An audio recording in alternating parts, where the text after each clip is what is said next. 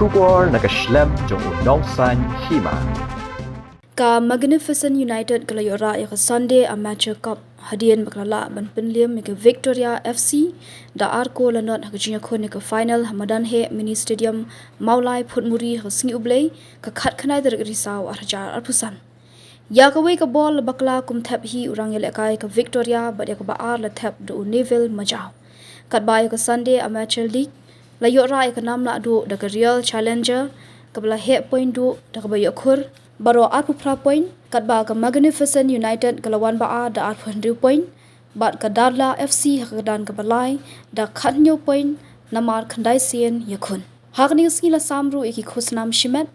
ya ka khusnam top scorer la yo do player ka United